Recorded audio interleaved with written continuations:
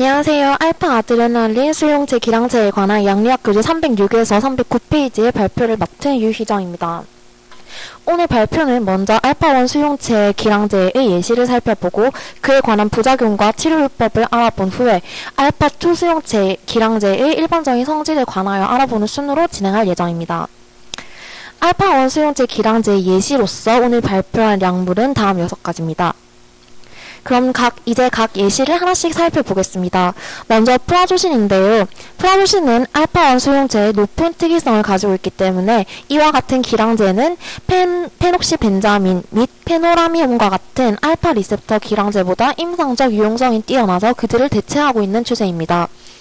프라조신이 알파1 수용체에 갖는 특이성은 알파2에 비해서 1000배나 되고 그 하위 유형 서브타입 아종인 알파1A, 알파1B 그리고 알파1D 간에는 서로 차이를 두지 않습니다.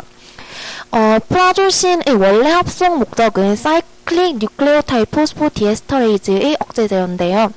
요즘에는 양리학적 특징이 더 발견되어서 고혈압의 치료제로서도 사용되고 있습니다. 아래에 있는 독사조신과 탐술로신도 마찬가지로 고혈압의 치료제로 이용되고 있으며 뒤에서 각각의 약을 소개할 때 다시 한번 언급하도록 하겠습니다. 프라조신의 양리학적 성질로서 가장 대표적인 것이 세동맥과 정맥에 있는 알파1 수용체를 차단하는 것입니다.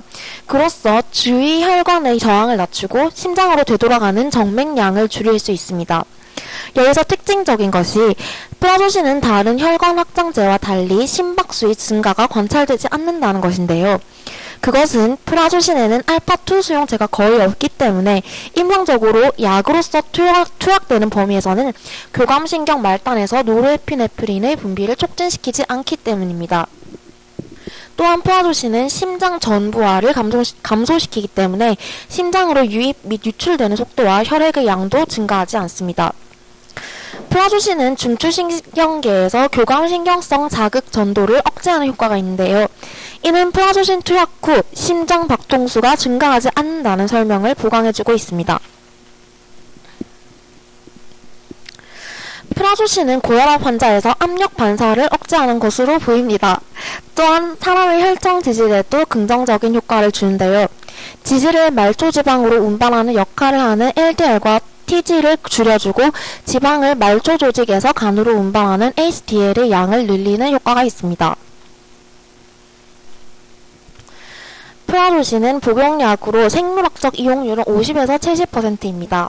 생물학적 이용률은 유효 성분이 전신 순환에 흡수되는 정도와 속도를 나타내는 지표입니다. 복용 후 1시간에서 3시간 후에 혈중 농도가 최고치에 이르고 혈청에서의 반감기는 3시간입니다. 반감기는 혈중 농도가 절반으로 감소하는 데 걸리는 시간으로서 약물 제거율을 나타내는 중요한 지표로 95% 이상 배설되려면 반감기의 5배 시간이 지나야 하고 99% 이상 배설되려면 반감기의 7배의 시간이 지나야 합니다.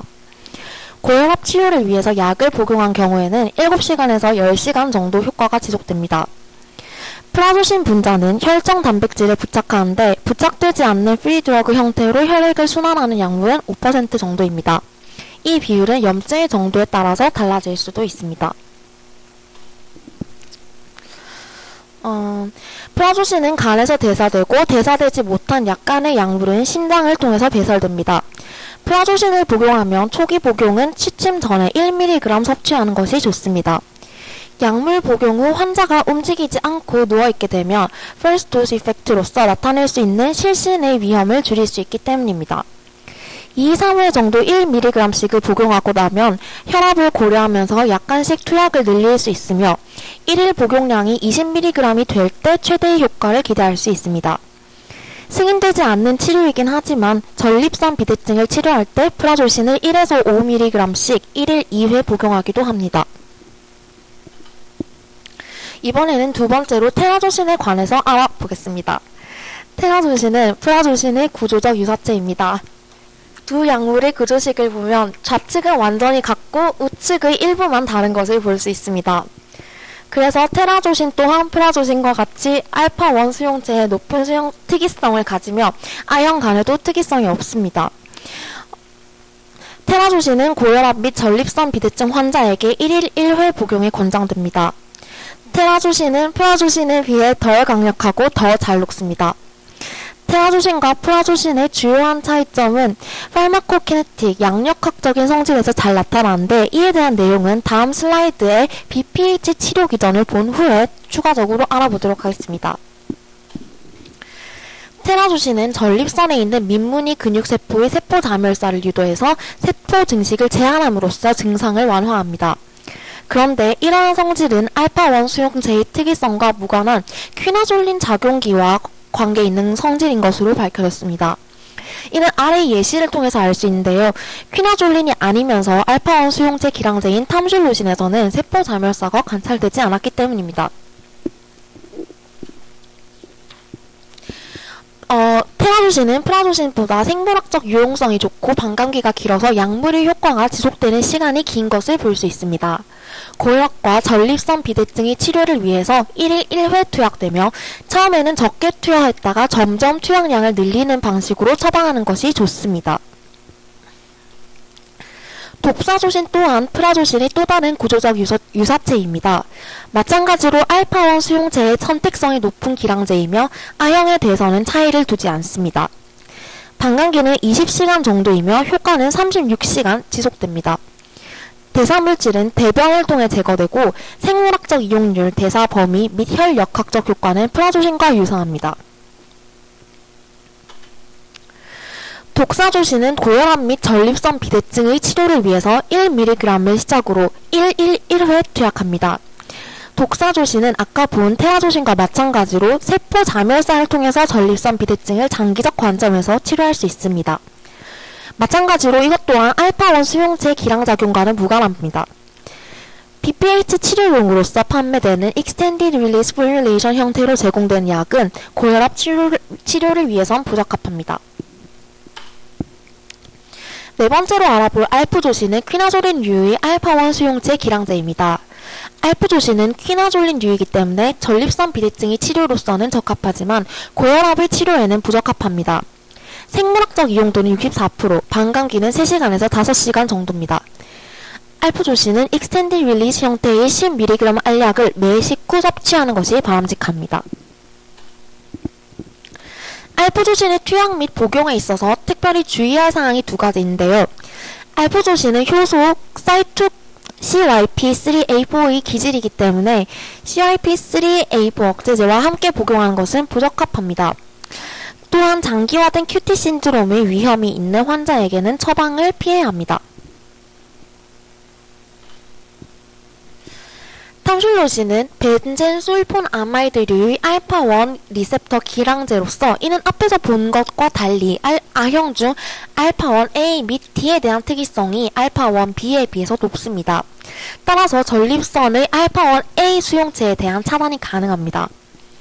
탐슐로신은 혈압에 영향을 주지 않으면서 전립선 비대증의 효과적인 치료가 가능하며 고혈압의 치료는 불가능합니다. 이는 CYP류의 효소에 의해서 대사되며 반감기는 5에서 10시간으로 흡수율이 높은 약물입니다. 탐슐로신은 0.4mg으로 투약하기 시작해서 점차적으로 투약량을 증가시켜서 최종 0.8mg 투약에 도달 시에 더욱 높은 효과를 보이기도 합니다. 부작용은 비정상 사정으로 과다 복용한 환자의 18%에서 관찰된다고 합니다. 실도리신도 알파-1A에서 알파-1B보다 큰 선택성을 갖는 약물입니다. 실도리신은 UGT2B7에 의해서 글루코나이드로 대사되기 때문에 이 억제제와 동시에 복용하면 실도리신 A의 노출을 증가시킬 수 있습니다. 이는 BPH의 치료제로는 이용되지만 혈압에는 영향을 주지 않습니다. 부작용으로는 역행사정이 28%의 경우에 관찰되고 어지럼증 및 기립성 저혈압도 부작용으로 나타날 수 있습니다. 이번에는 약제를 복용할 때 유의해야 할 부작용에 대해서 알아보겠습니다. 약을 처음 복용할 때 나타날 수 있는 효과를 First Dose Effect라고 하는데요. 이 예로 기립성 저혈압 및 실신이 있습니다.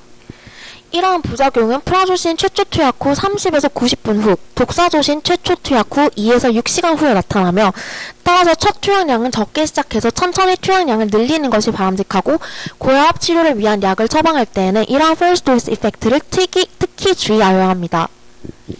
프라조신을 많은 약으로 복용하고 있는 환자에게 갑자기 투약량을 늘리거나 고혈압 치료약을 추가로 복용 지시할 경우에는 실신일 가능성이 특히 높아집니다. 기립성 저혈압은 프라조신 및 그와 유사한 약을 장기간 투약했을 때 나타날 수 있는 부작용으로서 서 있을 때와 누워 있을 때의 혈압을 각각 측정함으로써 알 수 있습니다. 구조가 비슷한 약의 경우에는 서로 비슷한 부작용을 나타내는 경우가 대부분이며 기타 두통, 어지럼증 등의 비특이적 부작용에 대해서는 투약 중단 등의 조치 없이 치료를 지속하게 됩니다. 고혈압의 치료를 위해서 다음과 같은 약을 사용하게 되는데요. 프라조신, 테라조신, 독사조신의 경우 혈중 지질 농도들을 조사한 결과 리피드 프로파일을 향상시키는 것으로 나타났으며 인슐린에 의한 포도당 대사를 증가시켜 동맥경화류 질병의 위험군인 고혈압 환자들에게 사용할 수 있습니다. 알파-1 기량제인 카테코라민류는 혈관 폐골근의 비대를 자극한 역할을 하지만 현재까지는 동맥경화의 위험률을 낮추는 데 작용하는 임상적 중요성은 구체적으로 밝혀지지는 않았다고 합니다. 우렬성 심부전 환자에게는 알파 수용체 기량제인 혈관 이완제를 투약하게 되는데요. 단기 치료로서 효과적인데 반해 장기적으로는 별다른 효과가 없습니다. 단기 치료의 작용 기전은 동맥 및 정맥 혈관의 이완이 일어나면서 심장의 전부하와 후부하가 감소하여 심박출량이 증가하게 됨에 따라 폐의 울혈 증상이 완화되는 것입니다.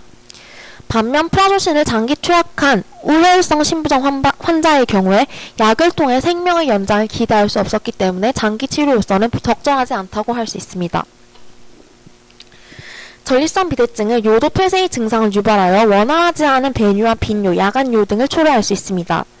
이는 전립선 및 방광목 부분의 평혈근 질량과 탄성이 증가함에 따라 요도에 기계적 압력이 가해지면서 발병합니다.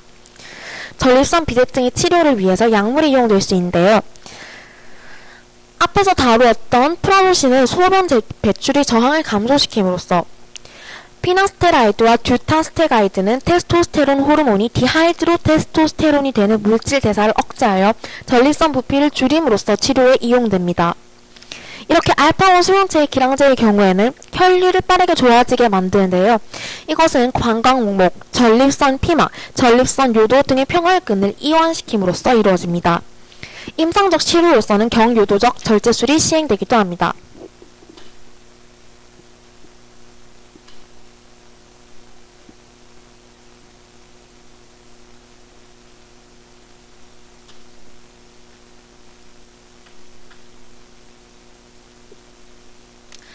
다음으로는 이어서 알파-2 수용체 기량제에 대해서 알아보도록 하겠습니다.